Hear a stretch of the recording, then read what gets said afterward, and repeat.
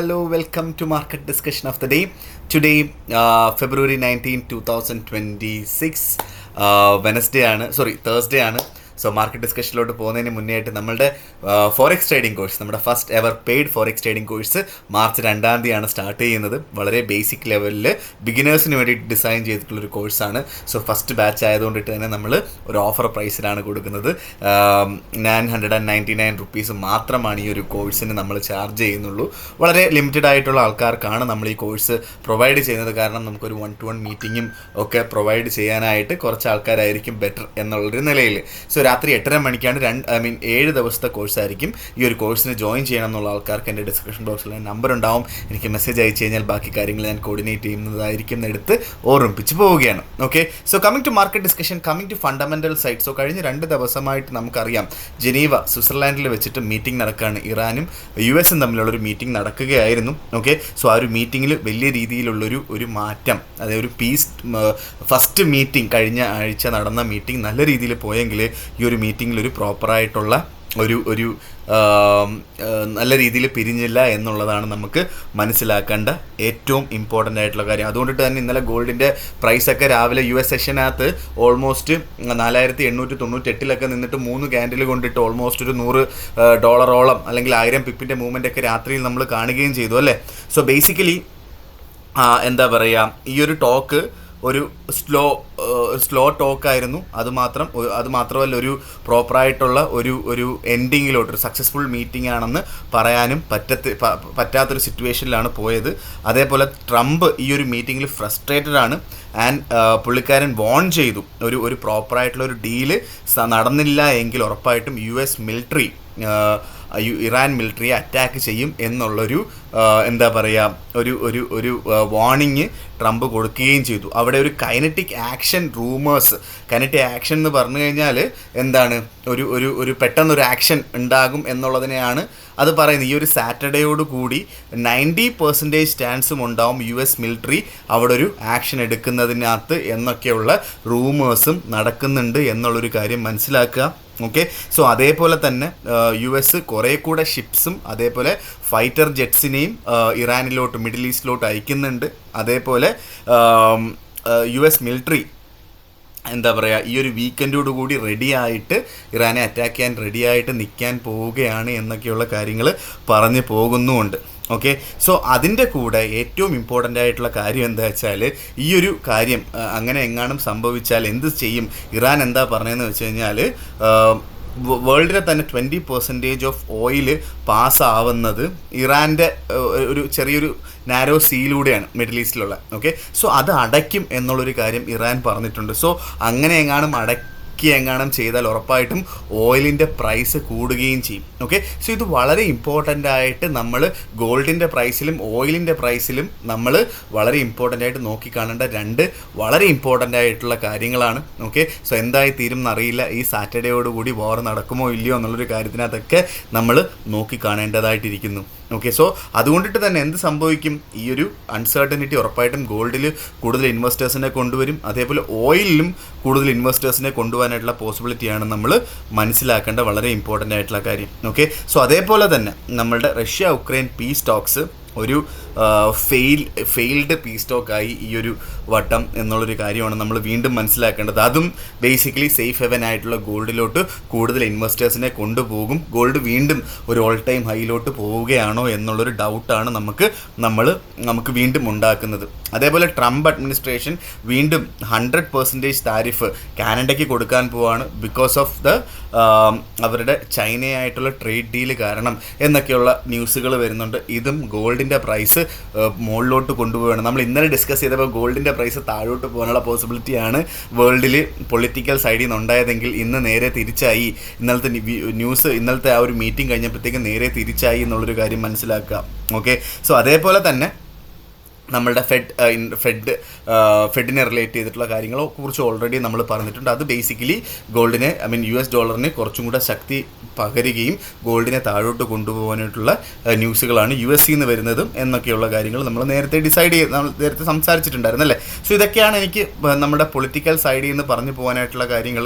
So നമുക്ക് പെട്ടെന്ന് നമ്മുടെ എക്കണോമിക് കലണ്ടർ ബേസ് ചെയ്തിട്ടുള്ള ന്യൂസുകളും ജസ്റ്റ് ഒന്ന് നോക്കിപ്പോവാം. നമ്മളുടെ എക്കണോമിക് കലണ്ടർ നമ്മൾ എടുത്തു കഴിഞ്ഞാൽ ഫോറക്സ് ഫാക്ടറി നമ്മൾ നോക്കിയാൽ ഇന്നലെ നമുക്ക് കുറച്ച് ന്യൂസുകൾ ഉണ്ടായിരുന്നു. വളരെ ഇമ്പോർട്ടൻ്റ് ആയിട്ടുള്ള ന്യൂസുകളൊന്നും തന്നെ ഇല്ലായിരുന്നു. ഇന്നലെ നമുക്ക് കുറച്ച് ബിൽഡിംഗ് പെർമിറ്റ്സ് പോലത്തുള്ള ന്യൂസുകൾ, അതേപോലെ കോർ ഡ്യൂറബിൾ ഗുഡ്സ് ഓർഡർ, ഇതെല്ലാം US ഡോളറിന് പോസിറ്റീവായിട്ടുള്ള ന്യൂസുകളാണ് വന്നത് എന്നുള്ളൊരു കാര്യം നമ്മൾ ജസ്റ്റ് നിങ്ങളുടെ എക്കണോമിക് കലണ്ടറിൽ ഒന്ന് നോക്കി പോയിരുന്നാൽ മതിയാവും. ഓക്കെ, സോ ഇന്ന് രാവിലെ FOMC മീറ്റിംഗ് മിനിറ്റ്സ് ഉണ്ടായിരുന്നു. ഓക്കെ, സോ അതിന് ശേഷം നമുക്ക് US നിന്ന് വൈകുന്നേരം അൺഎംപ്ലോയ്മെൻറ്റ് ക്ലെയിം അൺഎംപ്ലോയ്മെൻറ്റ് ക്ലെയിമിൻ്റെ ന്യൂസ് വൈകുന്നേരം 7 മണിക്ക് വരുന്നുണ്ട്. അത് ഇമ്പോർട്ടൻ്റ് ആണ്, നോക്കിയിരിക്കുക. ആ ഒരു സമയം ഭയങ്കര ഒരു ഹൈപ്പ് ഉണ്ടാവും മാർക്കറ്റിൽ. ഓക്കെ, സോ അതേപോലെ FOMC മെമ്പറിൻ്റെ സ്പീച്ചും ഇന്നുണ്ട് വൈകുന്നേരം 7:30 ആ ഒരു ന്യൂസ് ഉള്ളത്. ആ ഒരു സമയത്ത് ഒന്ന് നോക്കിയിരിക്കുക. അതേപോലെ യൂറോയിൽ നിന്ന് കൺസ്യൂമർ കോൺഫിഡൻസ് ഉണ്ട്, അത് യൂറോനെ ഡയറക്റ്റ്ലി അഫക്റ്റ് ചെയ്യുന്ന ഒരു ന്യൂസാണ്. അതേപോലെ പെൻഡിങ് ഹോം സെയിൽസ് ഉണ്ട്, CB ലീഡിംഗ് ഇൻഡെക്സ് എന്ന് പറഞ്ഞിട്ടുള്ള ന്യൂസും വരുന്നുണ്ട്. ഓക്കെ, FOMC മെമ്പറിൻ്റെ അടുത്ത സ്പീച്ച് വരുന്നുണ്ട് രാത്രി 9 മണിക്ക്. അതേപോലെ 10:30 ക്രൂഡ് ഓയിൽ സ്റ്റോക്ക് ചേഞ്ചിൻ്റെ ന്യൂസും വരുന്നുണ്ട്. ഇത് ക്രൂഡ് ഓയിലിൻ്റെ ഇന്ന് വളരെ ഇമ്പോർട്ടൻ്റ് ആണ് ക്രൂഡ് ഓയിലിൻ്റെ ന്യൂസ്. കാരണം ഈ പറയുന്ന ഇറാനും US തമ്മിലുള്ള ഒരു വാറെങ്ങാനും വന്നു കഴിഞ്ഞാൽ ലോകത്തെ തന്നെ 20% ഓയിൽ കടന്നു പോകുന്ന ആ ഒരു പ്ലേസ് ഇറാൻ അടയ്ക്കും എന്നുള്ളൊരു ന്യൂസൊക്കെ വരുന്നുണ്ട്. അതൊക്കെ വരുമോ ഇല്ലയോ എന്നുള്ളതൊന്നും അറിയില്ല. അങ്ങനെയൊക്കെയാണെങ്കിൽ ഓയിലിൻ്റെ പ്രൈസൊക്കെ വളരെ മുകളിലോട്ട് പോകാനുള്ള പോസിബിലിറ്റി നമുക്ക് തള്ളിക്കളയാനും പറ്റില്ല കേട്ടോ. ഓക്കെ, സോ ഇതൊക്കെയാണ് എനിക്ക് ഇന്നത്തെ ദിവസത്തെ പൊളിറ്റിക്കൽ സൈഡിൽ നിന്ന് പറയാനായിട്ടുള്ളത്. നമ്മൾ നേരെ നമ്മുടെ നമ്മളുടെ ടെക്നിക്കൽ സൈഡിലോട്ട് പോകുന്നതിന് മുന്നേ ആയിട്ട് പല ആൾക്കാരും എൻ്റെ അടുത്ത് ചോദിക്കുന്ന കാര്യമാണ് ഞാൻ ഏത് ബ്രോക്കറാണ് യൂസ് ചെയ്യുന്നതെന്നുള്ള കാര്യം. ഓക്കെ, സോ ഞാൻ പേഴ്സണലി യൂസ് ചെയ്യുന്ന സ്റ്റാർ ട്രേഡർ എന്ന് പറഞ്ഞിട്ടൊരു ബ്രോക്കറാണ്. സ്റ്റാർ ട്രേഡറിനെ കുറിച്ച് പറഞ്ഞു കഴിഞ്ഞാൽ ഞാൻ സ്റ്റാർ ട്രേഡറും യൂസ് ചെയ്യുന്നുണ്ട്, വാൻറ്റേജ് എന്ന് പറയുന്നൊരു കമ്പനി യൂസ് ചെയ്യുന്നുണ്ട്. സോ സ്റ്റാർ ട്രേഡറിനെ കുറിച്ച് നമ്മൾ നോക്കുകയാണെങ്കിൽ വളരെ ഇമ്പോർട്ടൻ്റ് ആയിട്ടുള്ള ഏതൊരു ബ്രോക്കറും നമ്മൾ എടുക്കുന്നതിന് മുന്നേയായിട്ട് നമ്മൾ നോക്കേണ്ടത് അതിൻ്റെ റെഗുലേഷൻസ് തന്നെയാണ്.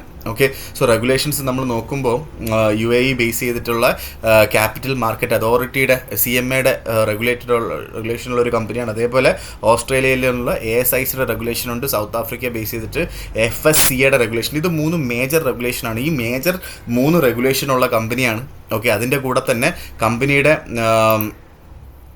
നമ്മുടെ സ്പോൺസർഷിപ്പൊക്കെ നോക്കിക്കഴിഞ്ഞാൽ ഇപ്പോൾ നടക്കുന്ന വേൾഡ് കപ്പിൽ UAE ടീമിനെ സ്പോൺസർ ചെയ്യുന്നത് ഈ പറയുന്ന സ്റ്റാർ ട്രേഡറാണ്. ഓക്കെ, നിങ്ങൾ നോക്കിക്കഴിഞ്ഞാൽ മനസ്സിലാവും. ഓക്കെ, സോ അതേപോലെ തന്നെ ഒരുപാട് സ്പോൺസർഷിപ്പ് കമ്പനി ചെയ്യുന്നുണ്ട്. NBA ഒഫീഷ്യൽ പാർട്ട്നേഴ്സാണ് നമ്മുടെ സ്റ്റാർ ട്രേഡർ എന്ന് പറയുന്നത്. ഓക്കെ, സോ UAE ക്രിക്കറ്റ് ടീമിൻ്റെ സ്പോൺസർഷിപ്പ് ഉണ്ട്. അങ്ങനെ ഒരുപാട് സ്പോൺസർഷിപ്പ് ഉണ്ടാവും. നിങ്ങളിത് നോക്കിക്കഴിഞ്ഞാൽ നിങ്ങൾക്ക് മനസ്സിലാക്കാൻ പറ്റും. ഇതൊരു ചെറിയൊരു കമ്പനി അല്ല എന്നുള്ളൊരു കാര്യം മനസ്സിലാക്കുക. നമ്മുടെ പൈസ സേഫ് എന്നുള്ളൊരു കാര്യം മനസ്സിലാക്കുക. നേരത്തെ നമ്മൾ UK നമ്മൾ ചെയ്യാൻ നേരത്തെ ഓൾമോസ്റ്റ് നമ്മളുടെ ഇൻഷുറൻസ് നമ്മൾ പ്രൊവൈഡ് ചെയ്യുന്നുണ്ടായിരുന്നു. കമ്പനി ഇപ്പോഴും പ്രൊവൈഡ് ചെയ്യുന്നുണ്ട്. $100,000 വരെ നമ്മളുടെ പൈസ ലോയിഡ്സ് ബാങ്കാണ് നമുക്ക് ഇൻഷുറൻസ് 1 കോടി രൂപ വരെ ലോയിഡ്സ് ബാങ്ക് ഇൻഷുറൻസ് വരെ പ്രൊവൈഡ് ചെയ്യുന്നൊരു കമ്പനിയാണ് എന്നുള്ളൊരു കാര്യം മനസ്സിലാക്കുക. അതുകൊണ്ടിട്ട് തന്നെ സേഫായിട്ട് നമുക്ക് ഇൻവെസ്റ്റ് ചെയ്യാൻ പറ്റുന്ന ഒരു കമ്പനിയാണ് സ്റ്റാർ ട്രേഡർ എന്നുള്ളത്. ഓക്കെ, സോ അതിൻ്റെ കൂടെ തന്നെ നമുക്ക് പ്രൊമോഷൻസ് നമ്മൾ നോക്കുകയാണെങ്കിൽ നമുക്ക് ഡെപ്പോസിറ്റ് ബോണസും കമ്പനി തരുന്നുണ്ട്. ആദ്യത്തെ $500 50% ബോണസാണ് ഇന്ത്യയിലുള്ള ആൾക്കാർക്ക് കൊടുക്കുന്നത്. ബാക്കി എത്രയാണ് ഇടുന്നത്, എപ്പോഴൊക്കെ ഇടുന്നുണ്ട് അപ്പോഴൊക്കെ 20% ബോണസും കമ്പനി കൊടുക്കുന്നുണ്ട്. അതിൻ്റെ കൂടെ തന്നെ യൂറോപ്യൻ ക്ലയൻസ് ആണെങ്കിൽ ആദ്യത്തെ $1,000 100% ബോണസും കമ്പനി കൊടുക്കുന്നുണ്ട് എന്നുള്ളൊരു കാര്യം മനസ്സിലാക്കുക. അതിൻ്റെ മുകളിൽ എത്രയൊക്കെ ഡെപ്പോസിറ്റ് ചെയ്താലും അതിൻ്റെയൊക്കെ 20% ബോണസ് കമ്പനി കൊടുക്കുന്നുണ്ട് എന്നുള്ളൊരു കാര്യമാണ് എനിക്ക് പറഞ്ഞ് പോകാനായിട്ടുള്ളത്. ഓക്കെ, സോ നേരെ നമ്മളുടെ ടെക്നിക്കൽ സൈഡിലോട്ട് നമ്മൾ പോകുമ്പോൾ ടെക്നിക്കൽ സൈഡിൽ ഫസ്റ്റ് ഓഫ് ഓൾ നമുക്ക് നമ്മുടെ USD JPY തന്നെ പോകാം. USD JPY വീണ്ടും അപ് ട്രെൻഡ് ആയി എന്നുള്ളൊരു കാര്യം നമ്മൾ മെനഞ്ഞാന്ന് പറഞ്ഞിട്ടുണ്ടായിരുന്നു. അവിടെ 153 വാങ്ങാനാണ് പറഞ്ഞിട്ടുള്ളത്. അവിടെ 153 മെനഞ്ഞാന്ന് വാങ്ങിയിട്ടുള്ള ആൾക്കാരൊക്കെ ഓൾമോസ്റ്റ് 200 പിപ്പിന് മുകളിലുള്ള പ്രോഫിറ്റിൽ നിൽക്കുന്നു. Okay, so USD JPY break out അല്ലെങ്കിൽ പുൾ ബാക്ക് ചെയ്താൽ ഇപ്പോൾ 155.14 നിൽക്കുന്നു. എൻട്രി ചെയ്യാനുള്ളത് 155 ആണ്. ഓക്കെ. സോ 155 അവിടുന്ന് ബൈ ചെയ്യുന്ന ആൾക്കാർ 154.40 താഴെ സ്റ്റോപ്പ് ലോസ് വെക്കുക. 1:1.5 റേഷ്യോയിൽ ടേക്ക് പ്രോഫിറ്റ് വെക്കുക. ഓക്കെ. സോ ഒരു ബ്രേക്ക് ഔട്ട് ആണ് എങ്കിൽ താഴോട്ട് പോയില്ല, 1 അവർ ക്യാൻഡിൽ 155.30 മുകളിൽ സ്റ്റാർട്ട് ചെയ്യുകയും ചെയ്താൽ ഓക്കെ, ഉറപ്പായിട്ട് നമുക്ക് പ്രത്യേകിച്ച് അടുത്ത 11:30 ക്യാൻഡിലാണെങ്കിൽ കുറച്ചുകൂടെ ബെറ്റർ കാര്യം. അങ്ങനെയാണ് എങ്കിൽ നമുക്ക് അവിടുന്ന് എൻട്രി എടുത്ത് സ്റ്റോപ്പ് ലോസ് 154.90 താഴെ വെച്ചുകൊണ്ട് ടേക്ക് പ്രോഫിറ്റ് 186.10 വെച്ച് പോവുകയും ചെയ്യാം. ഓക്കെ. ഈ 2 ഓപ്പർച്യൂണിറ്റിയാണ് GBPയിലുള്ളത്, നമ്മുടെ USD JPYയിലുള്ളത്. സെൽ എൻട്രി ഞാൻ പറഞ്ഞിട്ടില്ല, ബൈ എൻട്രിയിൽ മാത്രം നിൽക്കുക എന്നുള്ളതാണ് USD JPYയിൽ എനിക്ക് പറഞ്ഞു പോകാനായിട്ടുള്ള ഓപ്പർച്യൂണിറ്റി എന്ന് പറഞ്ഞു കഴിഞ്ഞാൽ. GBP USD എടുത്തു കഴിഞ്ഞാൽ GBP USD കുറച്ചുകൂടെ ഒരു, ഞാൻ ഓൾറെഡി പറഞ്ഞിട്ടുണ്ടായിരുന്നു എന്താണ് ഒരു സെൽ സൈഡിലോട്ട് നിൽക്കണം എന്നുള്ളൊരു കാര്യം നമ്മൾ നേരത്തെ ഡിസ്കസ് ചെയ്തിട്ടുണ്ടായിരുന്നല്ലേ. സോ ബേസിക്കലി സെല്ലിലോട്ട് നിൽക്കണം എന്നുള്ളതായതുകൊണ്ടിട്ടാണ് ഞാൻ അങ്ങനെ പറഞ്ഞത്. ഓക്കെ. സോ നമുക്ക് ഇപ്പം നമ്മളുടെ USD JPYയിൽ നമ്മൾ എടുത്തു കഴിഞ്ഞാൽ 1 അവർ ക്യാൻഡിൽ 1.34853 നിൽക്കുന്നു. 1 അവർ ക്യാൻഡിൽ 1.3465 താഴെ വന്നു കഴിഞ്ഞാൽ നമുക്ക് അവിടുന്ന് സെല്ല് ചെയ്തുകൊണ്ട്, ബ്രേക്ക് ഔട്ട് സെല്ല് ചെയ്തുകൊണ്ട് നമുക്ക് എൻട്രി ചെയ്യാം. ഓക്കെ. സോ എൻട്രി എന്ന് പറയുന്നത് 1.3460. ഓക്കെ. സ്റ്റോപ്പ് ലോസ് എന്ന് പറയുന്നത് 1.3505 മുകളിൽ. ഓക്കെ. ടേക്ക് പ്രോഫിറ്റ് 1.3400 അല്ലെങ്കിൽ 1:1.5 റേഷ്യോയിൽ നമുക്ക് ടേക്ക് പ്രോഫിറ്റും വെച്ച് പോവുകയും ചെയ്യാം. ഓക്കെ. സോ ഇതാണ് എനിക്ക് നമ്മളുടെ ഗോൾഡിൽ നമ്മളുടെ GBP USDയിൽ പറഞ്ഞു പോകാനായിട്ടുള്ളത്. പ്രത്യേകിച്ച് 1.3500 മുകളിലായിട്ട് അടുത്ത 11:30 മണിക്കുള്ള ക്യാൻഡിൽ സ്റ്റാർട്ട് ചെയ്തില്ല എങ്കിൽ നമുക്ക് പയ്യെ ബെയറിഷ് അല്ലെങ്കിൽ മാർക്കറ്റ് താഴോട്ട് പോവുകയാണ് എന്നുള്ളൊരു കാര്യം നമുക്ക് ഏകദേശം ഉറപ്പിക്കുകയും ചെയ്യാം. ഓക്കെ. സോ നമ്മൾ നേരെ നമ്മുടെ യൂറോയിലോട്ട് വരുമ്പം യൂറോയും സ്ലൈറ്റ്ലി ബെയറിഷായി. ഓക്കെ. സോ യൂറോ നമ്മൾ 1.1790 മാർക്കറ്റ് നിൽക്കുന്നു. നമുക്കൊരു പ്രൈസ് ഒരു 1.1800 കിട്ടിക്കഴിഞ്ഞാൽ അവിടുന്ന് സെല്ല് ചെയ്തുകൊണ്ട് സ്റ്റാർട്ട് ചെയ്യുന്നത് ബെറ്റർ ആയിട്ടുള്ളൊരു ഓപ്പർച്യൂണിറ്റി ആയിരിക്കും. അങ്ങനെ ചെയ്ത് കഴിഞ്ഞാൽ സ്റ്റോപ്പ് ലോസ് 1.1835 മുകളിലായിട്ട് വെക്കണം. ടേക്ക് പ്രോഫിറ്റ് 1.1720 മുകളിൽ 20 സ്റ്റോപ്പ് ലോസ് ടേക്ക് പ്രോഫിറ്റ് വെച്ചാലും മതിയാവും. ഓക്കെ. സോ നമ്മൾ ഗോൾഡിലോട്ട് വരുമ്പോൾ 4995 ഗോൾഡ് നിൽക്കുന്നത്. 2 ഓപ്പർച്യൂണിറ്റിയാണ് എനിക്ക് ഗോൾഡിൽ പറഞ്ഞു പോകാനായിട്ടുള്ളത്. ഒന്നെന്ന് പറഞ്ഞു കഴിഞ്ഞാൽ ഇപ്പോൾ ഒരു അങ്ങോട്ടും ഇല്ല ഇങ്ങോട്ടും ഇല്ല എന്നുള്ളൊരു കാര്യമാണ് നമ്മൾ മനസ്സിലാക്കേണ്ടത്. പക്ഷേ ഗോൾഡ് ഉറപ്പായിട്ടും എന്താണ് ട്രെൻഡാണ് എന്നുള്ളൊരു കാര്യം മനസ്സിലാക്കുക. ഓക്കെ. സോ ഗോൾഡിൻ്റെ കാര്യം നമ്മൾ എടുത്ത് പറയുകയാണെങ്കിൽ നമുക്ക് 4980 മുകളിൽ തന്നെയാണ് നമുക്ക് അടുത്ത ക്യാൻഡിൽ സ്റ്റാർട്ട് ചെയ്തത്. 11:30 ക്യാൻഡിൽ സ്റ്റാർട്ട് ചെയ്യുന്നതെങ്കിൽ നമുക്ക് അപ് ട്രെൻഡാണ്, ടെക്നിക്കലി അപ് ട്രെൻഡ് ആയി എന്നുള്ളൊരു കാര്യത്തിനകത്ത് നമുക്കൊരു ഉറപ്പ് വരുത്താം. ഓക്കെ. സോ അങ്ങനെ 4980 അവിടെയൊക്കെ കിട്ടിക്കഴിഞ്ഞാൽ അവിടുന്ന് ബൈ ചെയ്ത് മുന്നോട്ട് പോകാം എന്നുള്ളതാണ് എനിക്ക് ഫസ്റ്റ് ഓപ്പർച്യൂണിറ്റി പറയാനായിട്ടുള്ളത്. ഇല്ല എങ്കിൽ ഓക്കെ. സോ ബേസിക്കലി ഒരു 4980 താഴെയായിട്ട് മാർക്കറ്റ് പോവുകയും അവിടുന്ന് എന്താ പറയുക 1 അവർ ക്യാൻഡിൽ അതിൻ്റെ താഴെയായിട്ട് സ്റ്റാർട്ട് ചെയ്യുകയും അവിടെ പ്രൈസ് ഹോൾഡ് ചെയ്ത് നിൽക്കുകയാണെങ്കിൽ വീണ്ടും മാർക്കറ്റ് ഡൗൺ ട്രെൻഡിലോട്ട് പോവുകയും ചെയ്യും. സോ 80 എന്ന് പറയുന്ന ഒരു ജംഗ്ഷനാണ് 4980 മുകളിലായിട്ട് ബൈയിലോട്ട് പോവുകയും 4980 താഴെയായിട്ട് സെല്ലിലോട്ട് പോവുകയും ചെയ്യുക എന്നുള്ളതാണ് എനിക്ക് പറഞ്ഞു പോകാനായിട്ടുള്ളത്. ബ്രേക്ക് ഔട്ട് ക്യാൻഡിൽ എന്ന് പറയുന്നത് 5020 മുകളിലായിട്ട് 1 അവർ ക്യാൻഡിൽ സ്റ്റാർട്ട് ചെയ്ത് അത് സസ്റ്റെയിൻ ചെയ്യുന്ന കണ്ടു കഴിഞ്ഞാൽ ഉറപ്പായിട്ട് നമുക്ക് ഒരു ബ്രേക്ക് ഔട്ട് ആയിരിക്കും. അത് പിന്നീട് മുകളിലോട്ട് തന്നെ പോകാനായിട്ടുള്ള പോസിബിലിറ്റി മിനിമം ഒരു 5060 വരെ അല്ലെങ്കിൽ 5080 വരെയൊക്കെ പോകാനായിട്ടുള്ള പവറും അതിനുണ്ടാകും എന്നുള്ളതാണ് എനിക്ക് പറഞ്ഞു പോകാനായിട്ടുള്ളത്. ഓക്കെ. സോ ഇതൊക്കെയാണ് എനിക്ക് ഇന്നത്തെ ദിവസത്തെ മാർക്കറ്റ് ഡിസ്കഷനിൽ പറഞ്ഞു പോകാനായിട്ടുള്ള കാര്യങ്ങൾ. സോ ഉറപ്പായിട്ടും നിങ്ങൾ എന്താ പറയുക, നിങ്ങളെ ഓൾറെഡി നിങ്ങൾ ക്ലാസ് കാണുന്നുണ്ട് എങ്കിൽ നമ്മുടെ കോഴ്സ് നിങ്ങളുടെ ഫ്രണ്ട്സിലും ഫാമിലിയുടെ അടുത്തും പറയണം എന്ന് പറഞ്ഞുകൊണ്ട് ഇന്നത്തെ ദിവസത്തെ മാർക്കറ്റ് ഡിസ്കഷൻ ഞാൻ കൺക്ലൂഡ് ചെയ്യാണ്. മാർക്കറ്റ് ഡിസ്കഷനിലൂടെ നമ്മൾ നാളെ കാണുന്നത് വരെ എല്ലാവർക്കും ഗുഡ് ബൈ.